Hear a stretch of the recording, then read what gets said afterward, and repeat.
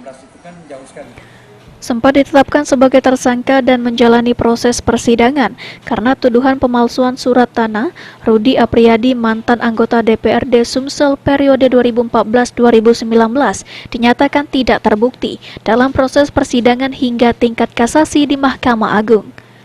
Selain di tingkat pengadilan negeri, Rudi juga menuntut dalam proses perdata. Di persidangan tersebut juga Rudi Apriyadi dinyatakan menang hingga ke tingkat Mahkamah Agung. Disampaikan oleh Rudi Apriyadi, dirinya telah membeli tanah yang dipermasalahkan sejak tahun 2007 dari seorang purnawirawan TNI berpangkat kolonel seluas 6 hektar.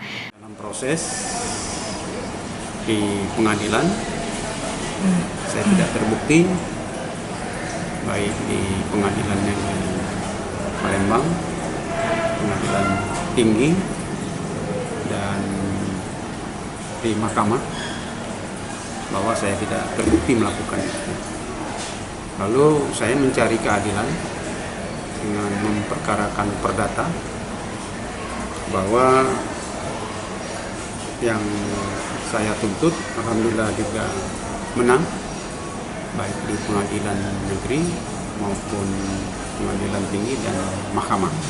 Jadi dua kasus perkara pidana dan perdata saya tidak terbukti melakukan tindak pemalsuan surat, dan itu saya beli secara sah dengan mantan anggota TNI Purnawirawan, Bapak Kolonel Purnawirawan.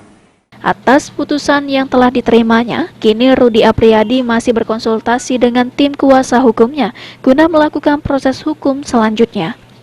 Firman Hidayat, PAL TV.